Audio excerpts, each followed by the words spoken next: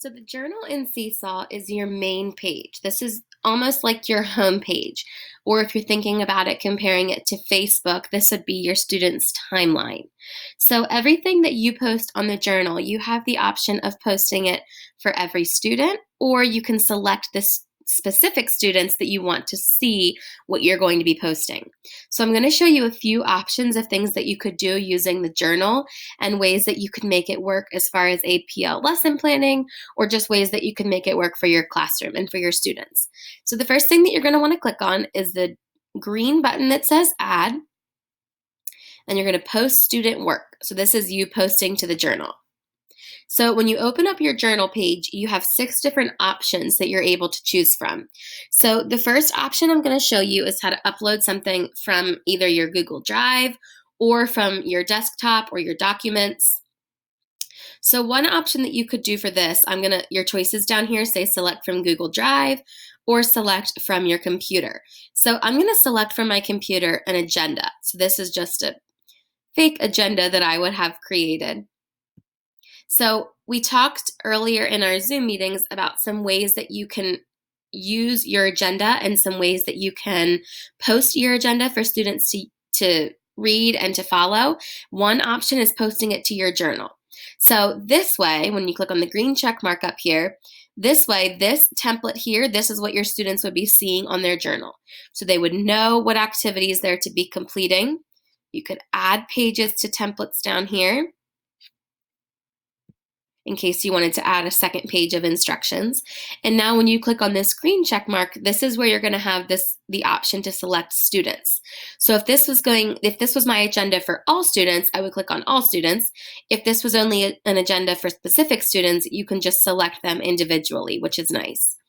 Anything that you assign to your sample student will not be pushed out to any real students in your class, but instead will show up on your journal as something that only this student could see, just as a way for you to kind of play around with it and see what the students would see. So I'm going to assign that to my sample student.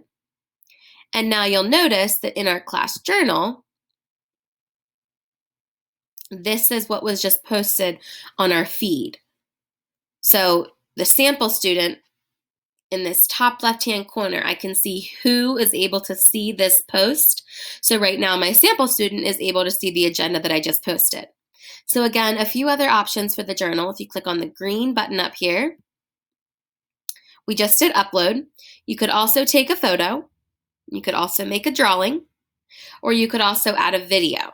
So again, any of those 3 things, whatever you post, you'll have the choice of uploading it to everyone's journal or just specific students. Another option that you could use is the note feature.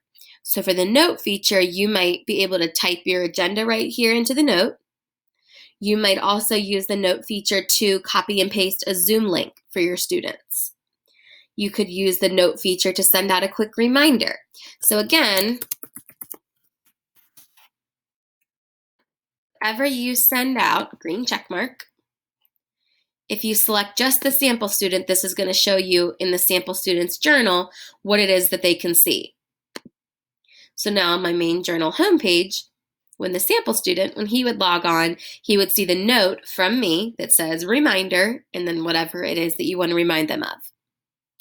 And the third option that I'll show you is a link. So a link, you could use this if you wanted to send them to a specific YouTube video or a specific website. So if I choose to send them to Kahoot,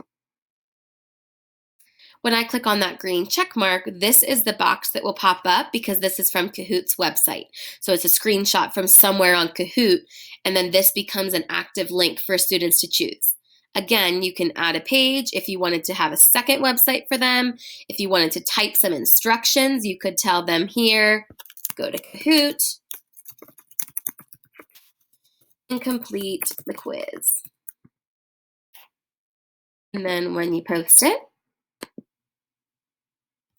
on that student's homepage or journal page, this is what they're going to see. So they'll have this active link with instructions on the second page. So those are just 3 different options that you can use for a journal. Again, just play around with it and figure out what will work best for your students in your classroom.